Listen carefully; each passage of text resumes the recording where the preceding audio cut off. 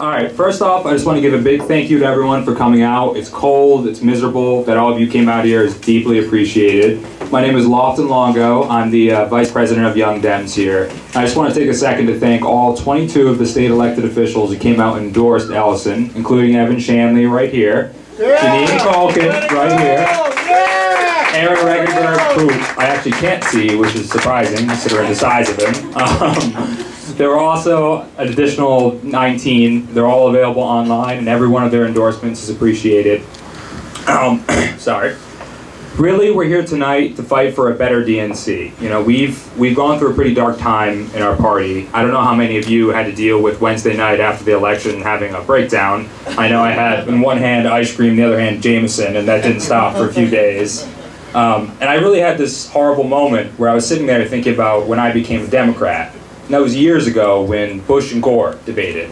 And I went to school, and we all went to school. We sat there and learned about it, and we watched the debate. And I ran home that day, and I went to my mother, and I was like, what are we? And she's like, what do you mean, we're Portuguese? And I said, that's a political party. And she's like, no, we're Democrats. And I was like, why are we Democrats? And she's like, Democrats are the people who care. They care about the poor. They care about us immigrants. They care about all of us. Republicans are the people who don't. Now, that's simplistic, but my whole life, I always felt good, and I believe that. And when I went on to work campaigns, I still believe that. I've always felt that we're the good guys in this fight, and regardless of your skin color, regardless of your religion, regardless of your income, we believe in fighting for you.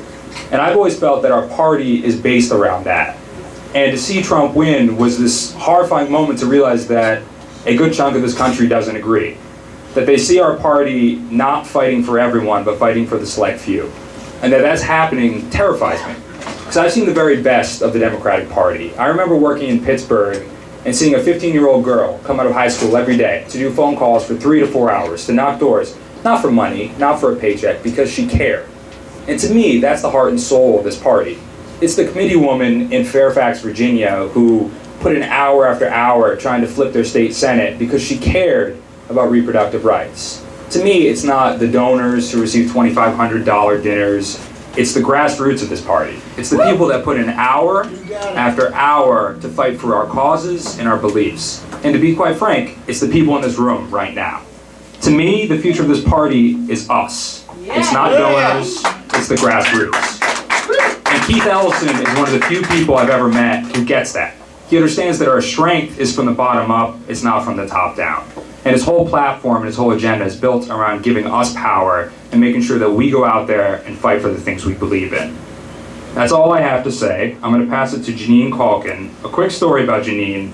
When I first came back to the state, I asked who was running the Hillary campaign, and they gave me this whole long list. When I asked who was running the Bernie campaign, and they told me it was some random woman from Warwick.